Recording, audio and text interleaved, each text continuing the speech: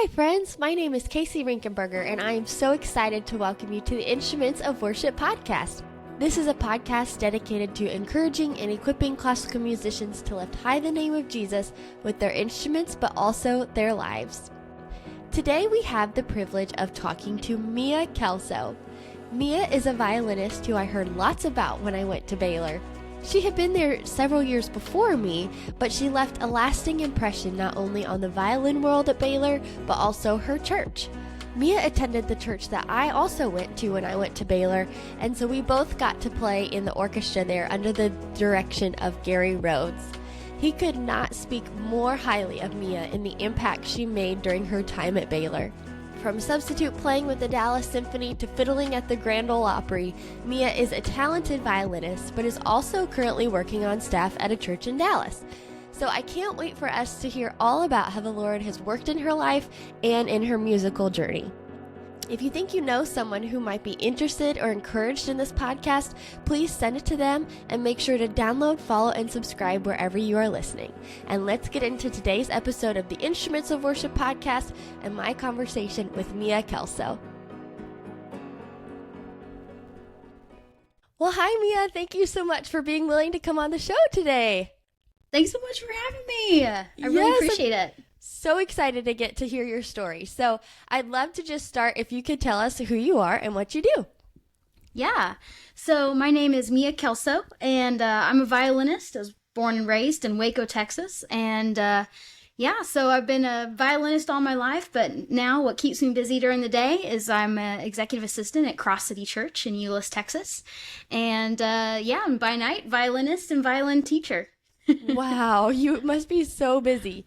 So I'd love if you wouldn't mind taking us back and sharing a little bit of your story with us. Mostly I'd love to hear about your testimony, and we'll get into your musical journey kind of a little bit later. But we'd just love to hear where you came from and share a little bit of your testimony with us. Yeah, absolutely. So of course the musical side and the testimony are all kind of wrapped up one another. I'll see if I don't jump ahead too much. Yeah. But so I can honestly say I've really only been a Christian for about, maybe 7-8 years now. So I grew up in a home where I was taught all about Jesus. But my understanding of faith was very much shaped more by rules and traditions and, allegiance to certain denominations rather than just a personal relationship with Jesus. And and kind of how music wraps into all this is just how my journey as a violinist just kind of went side by side in how I came to really truly know Jesus in just a real sold out way and very personal way. And that's something I'll say a lot. It's just a very personal way and just making him the center of everything. So from as with most of us violinists at a young age, we were really drawn to, we're all really drawn to violin. I remember seeing a group of kids play and thinking, I want to do that. And I feel like I'm meant to do that.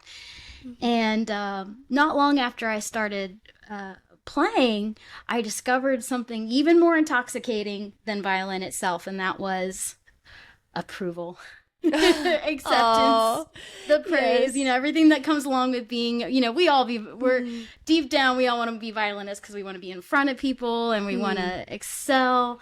And that's where I say that because that's where my identity started really becoming wrapped up in music and being a violinist. It started to be such a core part of myself, and it became the place where I felt valuable and the place where I thought that I'm doing a good job, and I never considered doing anything else with my life. By the time I got to Baylor University, I was studying with a teacher I adored, and I excelled in my program there.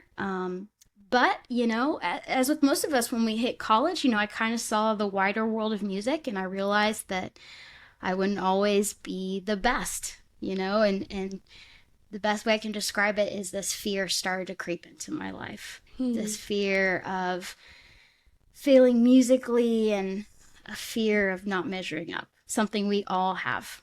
And for me, my sense of worth was so tied to my performance that the thought of failure kind of felt like losing myself because I was so wrapped up in music. So looking back now, I can see that God was already just at that time was just planting seeds in my heart.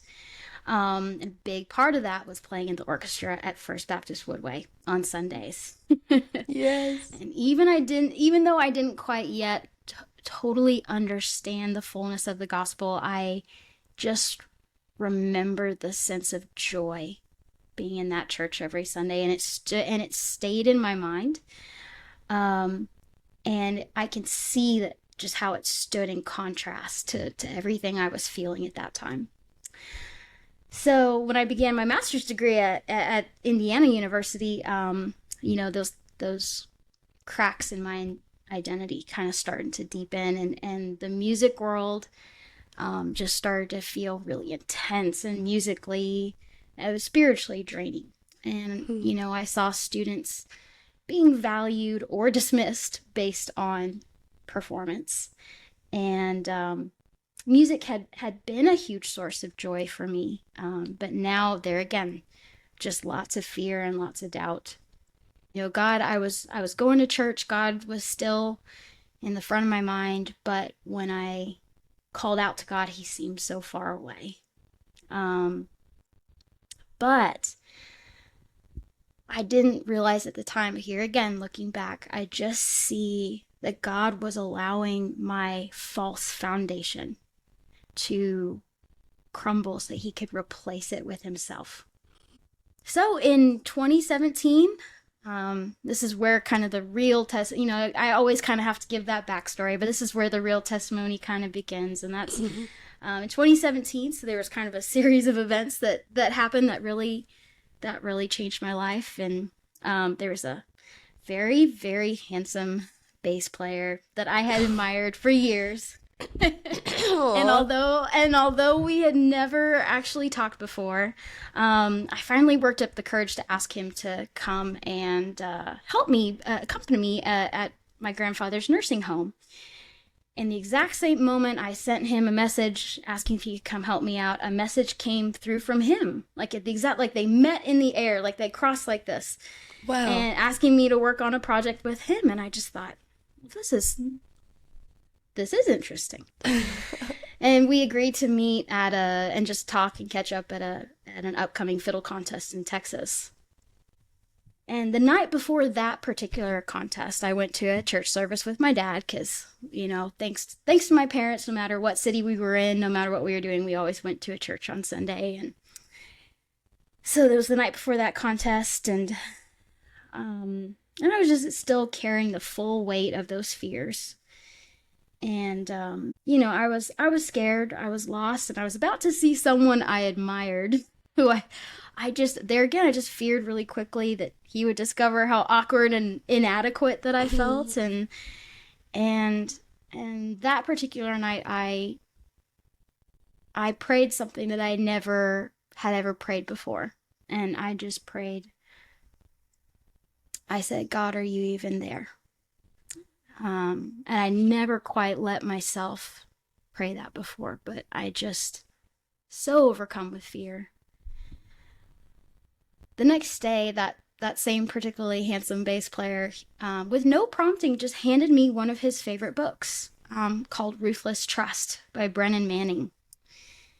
And on the plane ride home, I opened it and I read a line that really, really, really kind of brought me to a halt. And that was, Jesus loves us so much that it's okay to doubt. And doubt, when brought into a relationship with him, can actually deepen trust.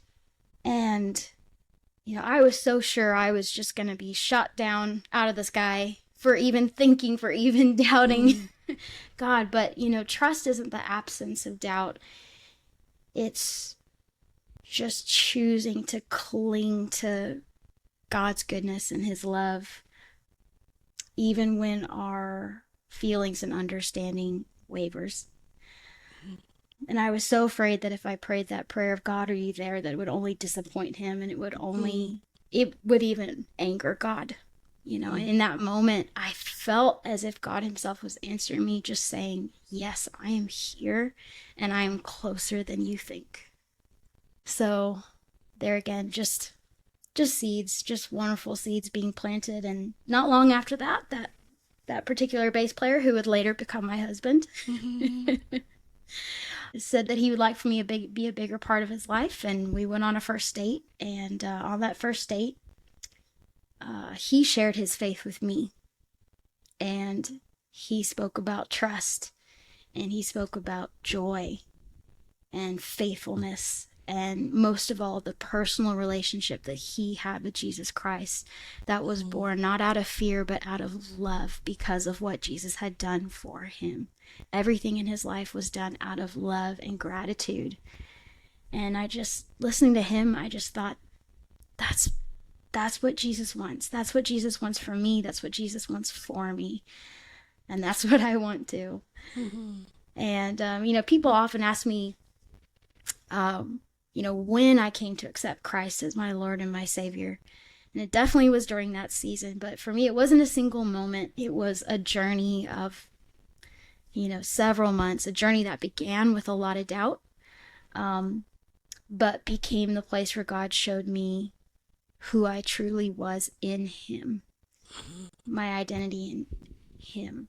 And, shortly after, I just poured myself into scripture and listening to sermons and podcasts and just read everything I could get my hands on, realizing that this God was just so, the term Heavenly Father meant something. Yes. It meant something far different than it ever had.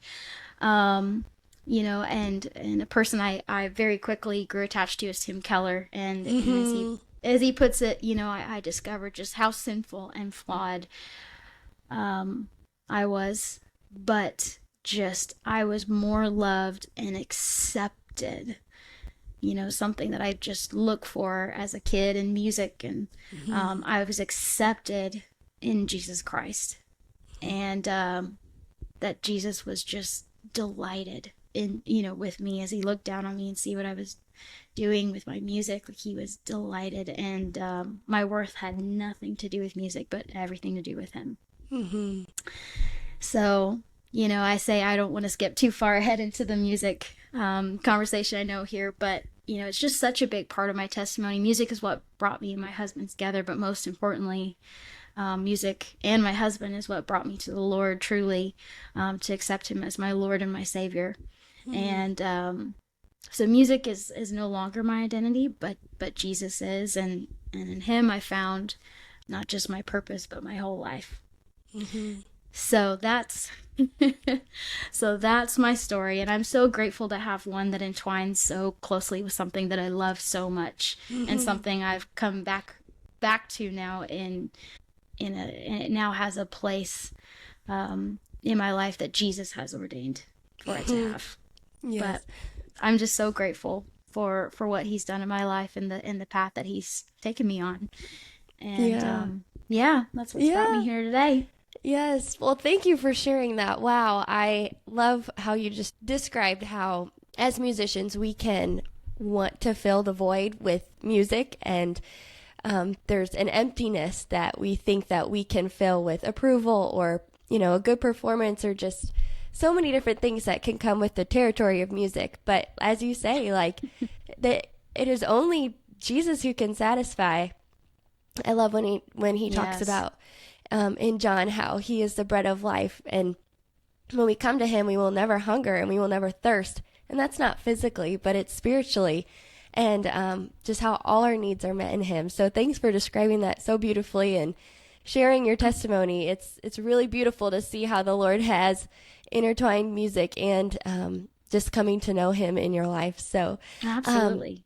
If you don't mind, I would love to go back again and then now trace your story more through a musical lens. First of all, what I find so fascinating about you, Mia, is I know that you have a background in fiddling. And so if you don't mind, could you just share how you started in that? Like, I don't know, I don't feel like at least where I grew up, there was a ton of fiddle players. Maybe I would play fiddle tunes every once in a while, but to be a fiddle player, I so admire that. So could you share some of your journey with that? Of course. Yeah. Oh man, so fun. I'm so grateful for just getting to be in a good state where there's a lot of good fiddle music going on. So I grew up in Waco, Texas, and I always say that I had the chance to become bilingual because in our house, my mom was really into classical music. My dad was really into fiddle music. Oh. And so they wanted me to, if I felt like it, they wanted me to really be able to play both of those types of music. So, actually, I have my dad to thank. So he, when I got to be about 13 and was doing pretty well in the classical world, he looked up to see if there were any fiddle contests close. And there's a very, very small town near Waco named Groesbeck. And so we loaded up and we went to a fiddle contest in Groesbeck. And, it's just out in a park, nothing fancy. And, they just got one mic, the fiddlers standing around. But I just remember being 13 years old and sitting in that audience, and the fiddle contest started. And I just realized, oh my goodness, I have to do this. This is so fun. I can, oh my goodness, I want to do exactly what they're doing. This music is just infectious and so toe tapping. Yeah. Now, of course, in my naive brain, I thought it's just different notes. And no big deal, just different notes. But I was so lucky in that I connected with great teachers right away, fiddle teachers, that is, and they were really, really patient with me because although, yes, there's a lot of crossover between classical and fiddle, it's a whole different style. And just knowing the timing is probably the biggest part. How you bow is the other really big aspect of that. So it's pretty cool. So, Texas has really big fiddling roots. And believe it or not, if you go to the National Fiddle Contest, what you're competing with is Texas-style fiddling.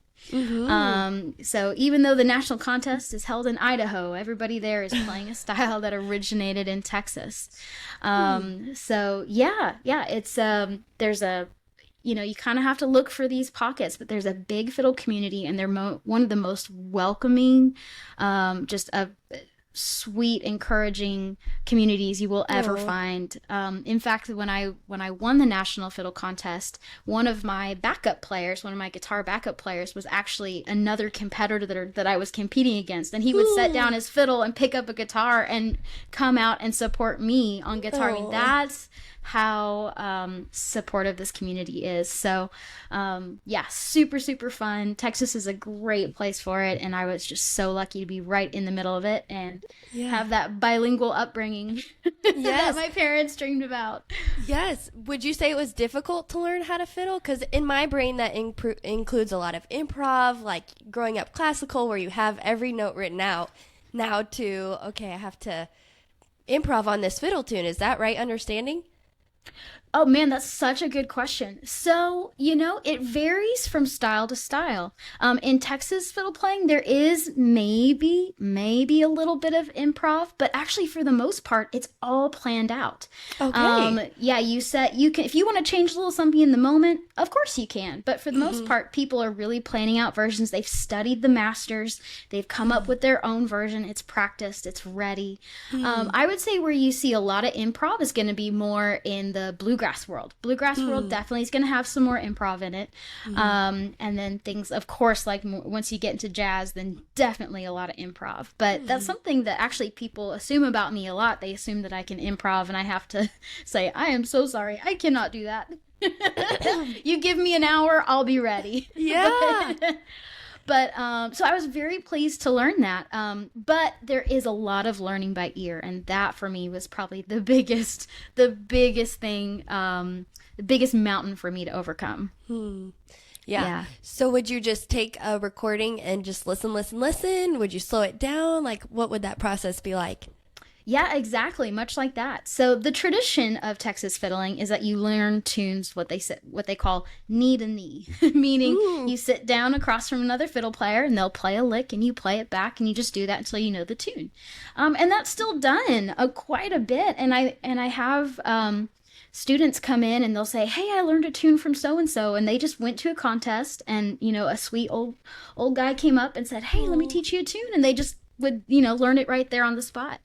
But for me, I always struggled a little bit. My eyes were always better than my ears. I could read music super fast, but the ear part was a little tricky. So I had a really patient teacher who I would take my video camera and he would just very slowly play through it. And I would go home and just learn it by ear there, kind of having all the time that I needed to do that. But the cool thing is that the more I did that, the faster I got. So I was so encouraged to see that even though it was something I wasn't strong in, with enough repetition, it became second nature.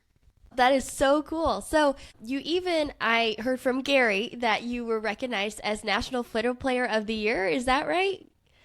Yeah, pretty much. Yeah. So in 2012, long time ago. Yeah, 2012, I was national fiddle champion. Oh. So that was I think I was 19 at the time. Wow. And especially that was a big day for ladies because I'm very proud to say I was the youngest female to ever take that title. So I'm very very proud to wear that. Yeah, that's so sweet. And then you also played at the Grand Ole Opry. So how did you get there? Yes. Oh man, so fun. Yes, so there's a big competition in Nashville called the Grandmaster Fiddle Competition. And while the prize money is great, the biggest prize is that you get to play on the Opry. So yeah, so I won that competition, and actually it takes a whole year. You come back the next year to play on the Opry, you get the hype has a whole year to grow. Oh, goodness. They'll bring you back and you get to take some guitar players with you and they take you out center stage and you get to play on the Opry and stand in the circle, as they say. Aww. And just absolutely magical, and I will never ever forget that experience. Yes, I'm sure. Well, that's so impressive. But I'm also curious, as a classical musician, was it a nice release for you to be able to have that other, type of way to play your instrument, but wasn't so maybe, and I don't want to assume here, but it's just not the same sort of rigor, not the same sort of like perfectionism, I guess? Oh, you're 100% right. Yeah. So, I mean, while there's still a lot of things very highly valued, tone and intonation, you're exactly right. There's a lot less, you're not playing up in the high positions. You're not playing a whole bunch of different bow strokes. It's much more simple. The demands are of a different nature.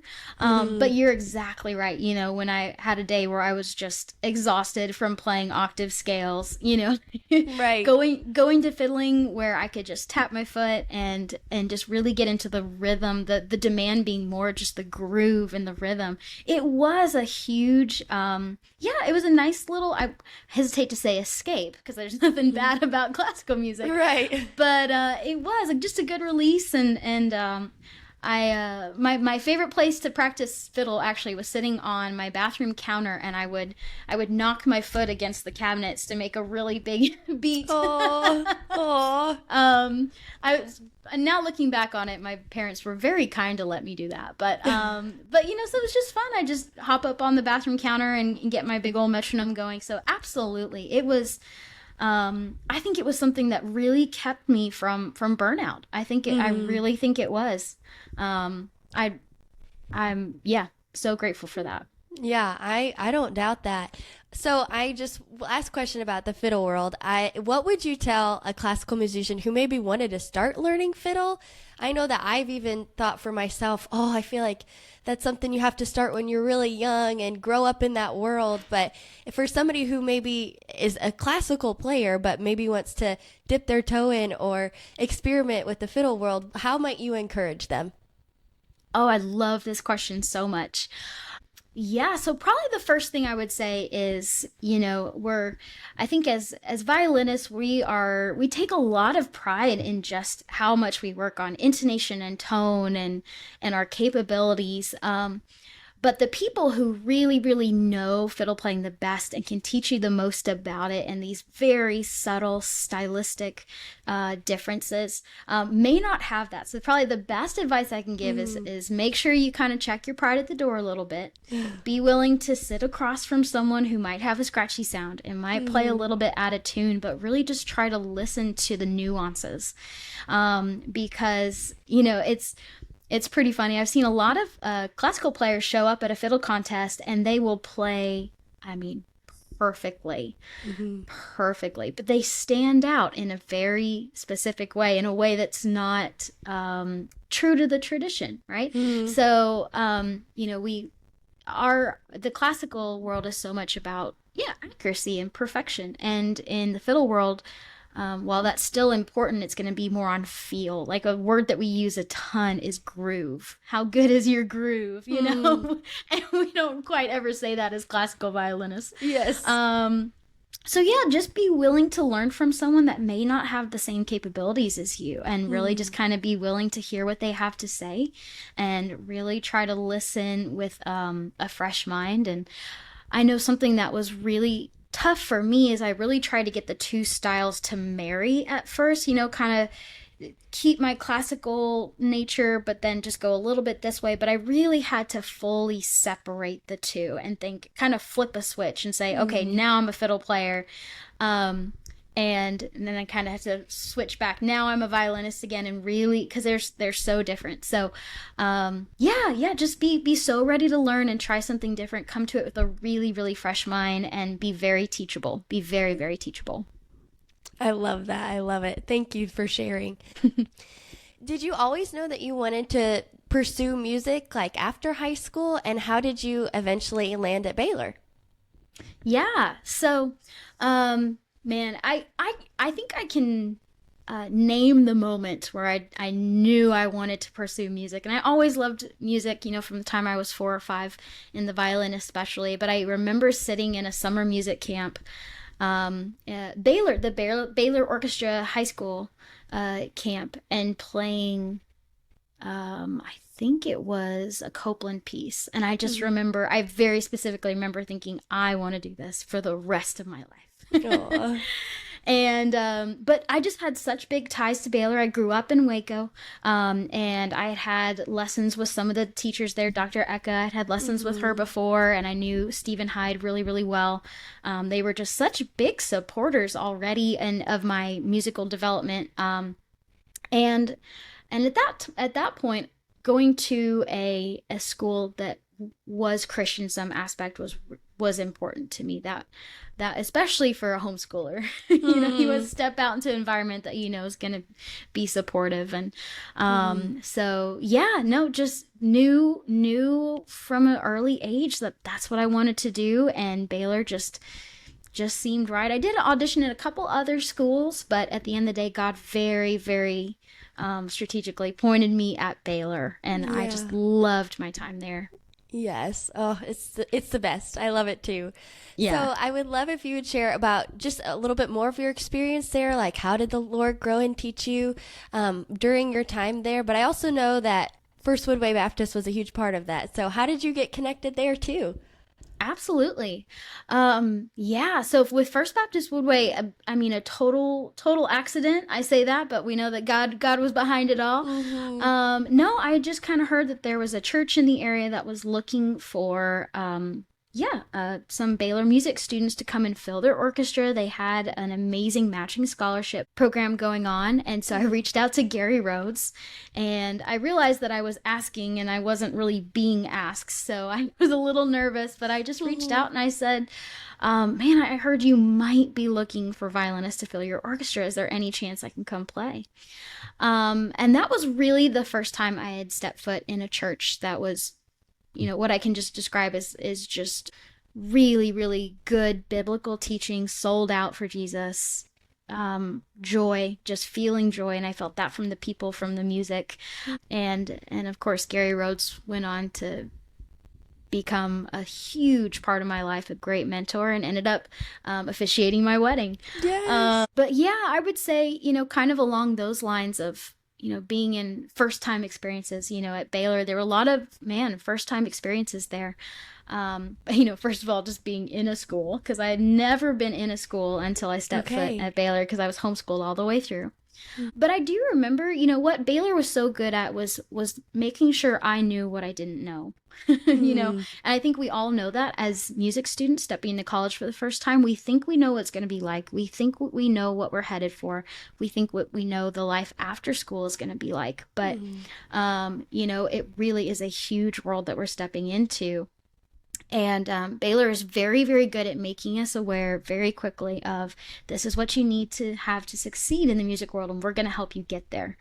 So I was so excited to, be playing in a huge symphony every week, which I'd never done before, and playing chamber music. And I didn't even know what excerpts were until I stepped foot at Baylor, practically. But yeah, just the education there is so good. They really think about what's next for these musicians. And so I was so grateful to have so many kind teachers who loved the Lord to walk me through that and show me how much more I had to learn. But I loved it. I loved learning what I needed to know and continue to pursue, if that makes sense. Totally. Did you have good Christian community when you were there? And I just want to commend you too, also just finding a church to get plugged into. Sometimes it's hard for college students to take that next step and make their faith their own when they go to college, and to really dive deep and plug into a local church body. So did you feel like you had that community? I did, absolutely. And I was at a little bit of an advantage being in my hometown, that I, kind of knew the churches there really well, but I did try to plug into the churches that were very much geared for students. That's another thing that just Baylor does really, really well, is they try to make sure their students know about what churches are close, and really encourage students to go and find a place to plug in. Yeah. Now, being a music student, I will say I wish I would have plugged in more, but, considering, how I felt at the time just about my music, you could find me probably about 8 hours a day in a practice room. Yeah. Not as much connecting probably with the people that I needed to connect with. So looking back, I wish I had valued that a little bit more. But I will say, actually, really want to just commend a friend of mine, and that is when I went to Indiana to pursue my master's. That's much less a Christian environment up there. And a friend of mine started what she called the Jacob's Christian Fellowship. And all she did is she just tried to identify Christians in the School of Music, which it's one of the biggest schools of music in the nation.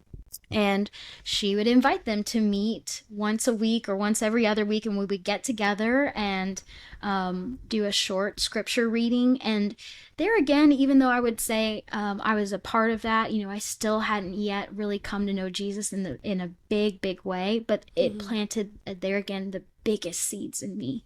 And I'm so grateful to her for doing that. And she would cook a meal and lead the Bible study. And boy, if I can just encourage anyone out there, is that if you are having trouble getting plugged into a community, try to create your own. You could be the catalyst for something like that. And it's just such a huge blessing to music students who oftentimes, if you're a Christian and a music student, you're most often a minority, and it's hard to find your people. So I am so grateful to her for taking that initiative, and we had a huge group, I think, by the time I graduated, and so that community I was really, really grateful for. For sure. Oh, that's wonderful. So what was your experience at Indiana then like? Yeah, so Indiana was a big difference from Baylor. It's a much more secular school, of course, but wow, it's just huge. It's just huge. You can't get to know everybody. But man, the professors there were just amazing. Actually, my professor there had taught my previous teacher at Baylor, so he was kind of my grand teacher in a way. But there again, it was so wonderful to step into this school that was much bigger. I mean, there were students there that were just so talented, and kind of be hit with that realization of, oh, wow, okay, I don't know everything, but this school is going to make sure I figure it out pretty soon. But I do say Indiana is really where I discovered a love for teaching. So Mimi Zweig teaches the pedagogy program there, and she was Joshua Bell's teacher. Yes, okay. And she nurtured him when he was a small boy, and so I got to study under her and take pedagogy from her, and she really got me plugged into the string academy there. And man, she really, really just woke up that love of teaching and just that excitement of seeing kids just fall in love with their instrument and excel. So that was one of the biggest blessings I found there. But yeah, just different experience with it. Just the sheer size of it all. You find your small communities, because much like I did with the Jacob's Christian Fellowship, simply because you can't know everybody. But the level of playing there is just astounding. Great professors, different vibe from Baylor for sure, but really excellent music instruction there, and and pedagogy. Wow, so fun.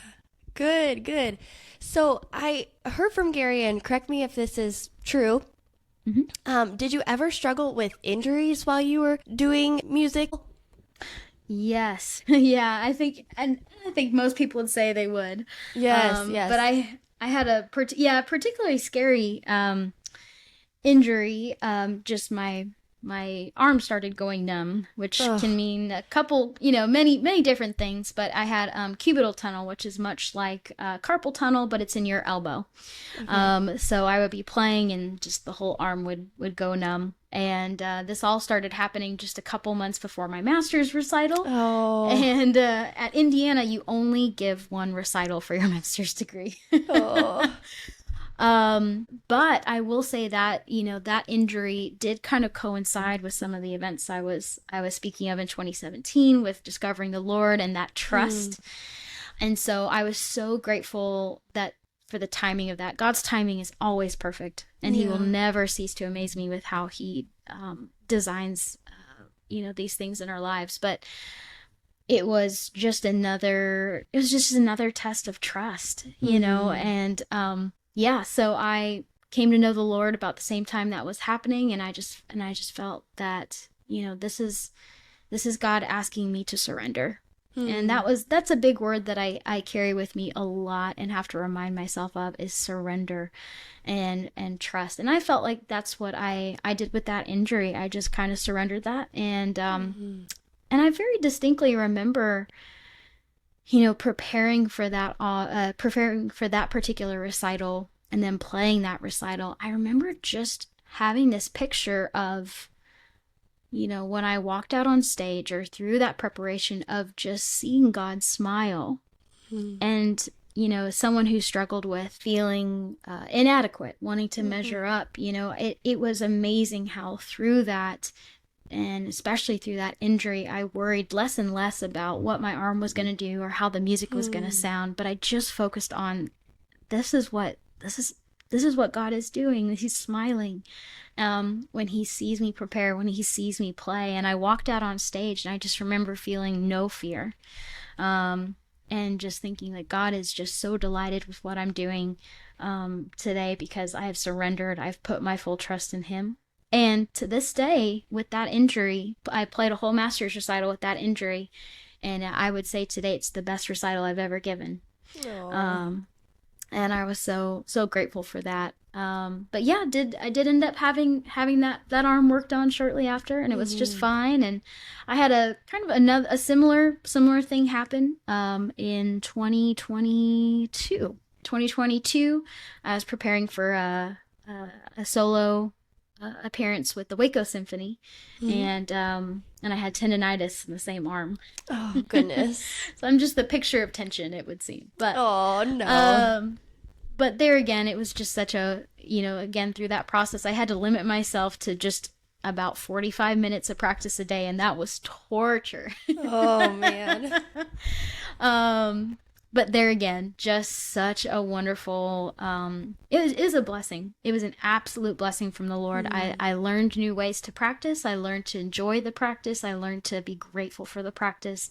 And I came out on the other side of that a better violinist. And I wouldn't change a thing. I would hate to go back through that and not have tendonitis, because it taught me so much about my relationship with Christ and just about being a better violinist. So I can honestly say that the injuries that I have had have shaped me as a musician almost more than anything else. Wow. They've just, absolutely transformed how I think about music and how I think about my relationship with Christ and how I perform. So, Yeah, I love that, because you already typically, for a classical musician, have the fear of man when you perform. And then when you add on top of that the fear of an injury, that would be so much. And so I just can only imagine how it would bring you to your knees. And I'm so thankful for your example in that it's just another opportunity to trust the Lord. But a lot of musicians go through some sort of physical struggle or injury. And so thanks for your example and how to walk that open-handed, though. And Absolutely. actually, I would have played in the orchestra behind you with the Waco Symphony. When you played, wasn't it the introduction to Rondo and Capriccioso? It was. It absolutely was. Yes. Yep. So cool. Yeah, it was a great performance. It was great. I would have never known that you were struggling with that. So. Oh, thank you. Yes. So after Indiana, what did your music look like after that?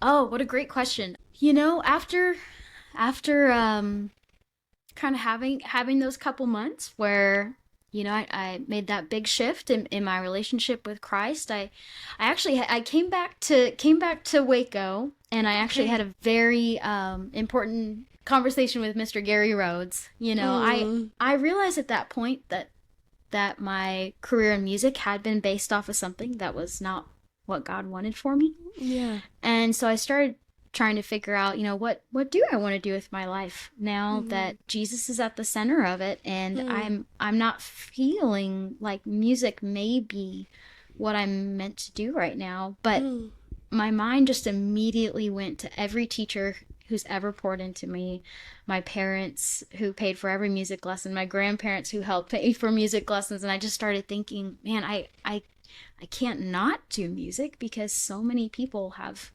invested in me. And some people had been very vocal with me about, don't get swept up by some man and just quit playing music. And, Yeah.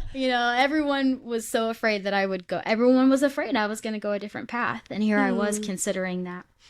But I sat down with Gary and Karen, and I realized I just needed someone who was so in touch with the Lord to look me in the eye and say, Mia, it's okay. It's okay if you want to do something else. If you want to just make music what you want it to be, and go find another path that's gonna follow the path the Lord is leading you down. That's never the wrong one.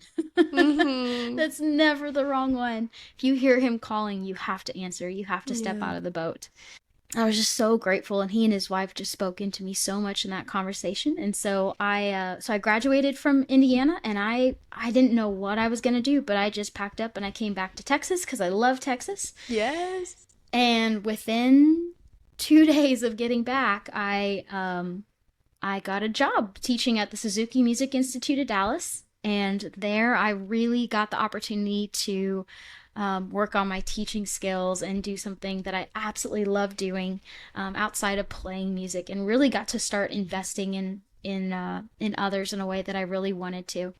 So I did that for a good couple of years, and then there again kind of started feeling after a few years started feeling a prompting from the Lord of I just that he wanted me to be doing something else, because the beautiful thing about musicians is oftentimes the skills that we cultivate as musicians are so applicable to other things, and a lot of times we're very organized, we're very perfectionistic, we're very accurate, and we love a good to-do list, and those kind of things.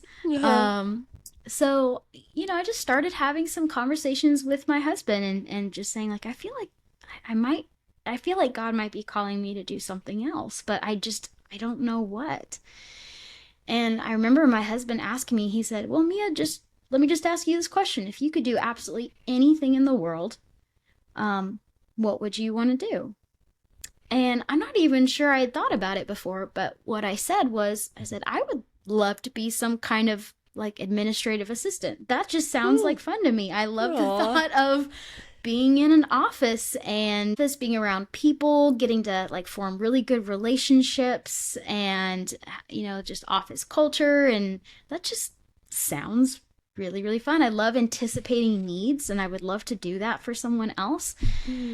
And at the time, my husband was on staff at our church. He was the music director there. And I had often found myself just thinking, man, that would just be amazing to just work in a place where you're surrounded by believers and all your work is just, is very much in pursuit of bringing people to Christ. And so through my husband, I gotten to really form great connections with a lot of the staff members at church. And man, I want to say it was maybe a couple weeks after I had that conversation with my husband, the pastor at our church, he called me up out of the blue and said, Mia, is there any chance you would want to be my administrative assistant? Oh.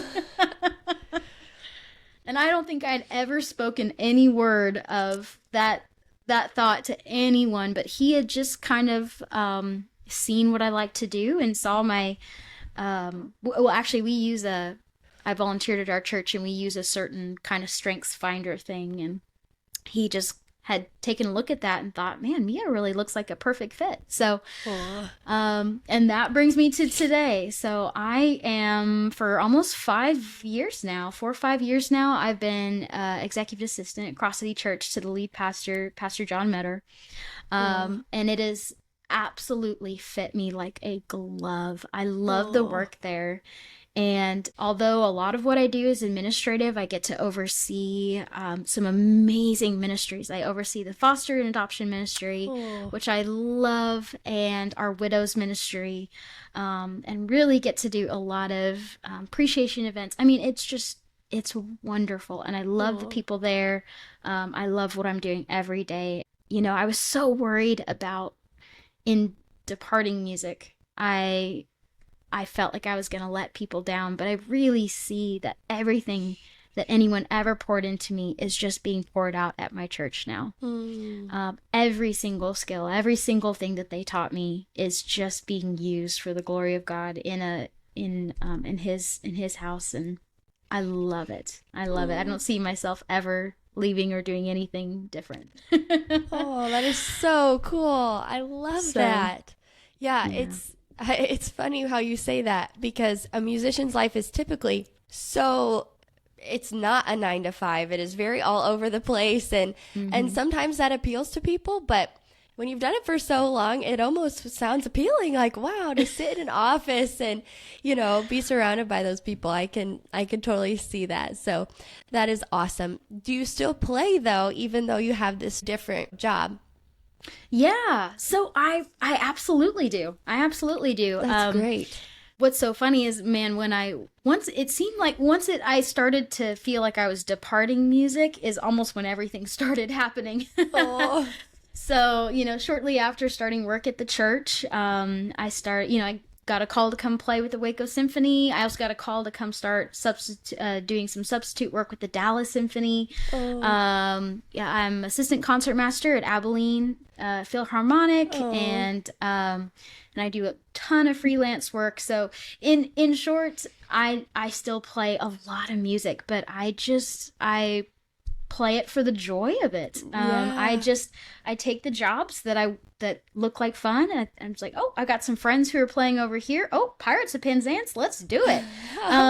So just take the jobs that bring me joy. And and even now, just today before we hopped on, I was just practicing for an audition for a small regional symphony that I thought might be fun, because I've got some friends over there. So music, I feel like has never been a bigger part of my life than it is right now. But it's I just have it's what God wanted I have the relationship with it that God wanted me to have. And that's just a joyful relationship. I love practicing. There's no fear. There's only joy. And even this past weekend, I had an opportunity to play at a birthday party for a very dear friend of mine who is turning 80 years old. And I played some hymns. And even just in that, I mean, I think to a classical musician, I think we might kind of look on that as, I got this gig for, over here and playing simple stuff. But that it just brought me so much joy, and I had so much fun. Man, I feel the presence of the Lord so strongly in those moments that may not look so glamorous, like we picture musicians always having those glamorous moments. But for me, that's where I really feel the presence of the Lord, is in those small ones where it's not about how I look or how I sound, but just about what my music is bringing. And I hope in all things that I play now that it really points to the glory of God, and it really encourages people to follow the sunbeam up to the sun and see where these beautiful notes, beautiful sound come from. The music now is just holds such a special place in my heart, and that comes directly from Jesus. He has given me that gift of music for his glory. And that's just changed everything. Yeah. Wow. Well, you've shared so much great wisdom with us today, but my last question for you would just be, how would you want to encourage someone who's a Christian navigating the classical music world? How might you encourage them today? Oh, I love that. Man, the biggest way I could encourage you is just by saying, it's important to know your why. Why are you playing music? And I think sometimes we just get so, especially in college, we get so set on what's the next thing? It's a master's audition, it's a master's recital, it's this audition. Is know your why and stay very true to it. And hopefully that why is the glory of God. But really try to hold tight to the joy of music. Know your why. And also just know that if you are listening to the Lord through scripture and prayer, he will lead you the right direction. If you have surrendered, you have put your full trust in him to guide your steps, he will only take you his direction, and that's the right direction. I know for me, I mean, many sleepless nights over which school, which piece do I play, what's the right thing. But at the end of the day, sometimes the biggest act of praise to the Lord is just saying, like, you know what? I'm just gonna decide on this one and trust the Lord. I'm gonna decide on the Mozart instead of the Brahms, and I'm just gonna trust the Lord with it, Yeah. And so just be as connected with the Lord as you can be, and trust that he will guide your steps. And I know, especially as a 20-year-old, that is hard to do. That is really, really hard.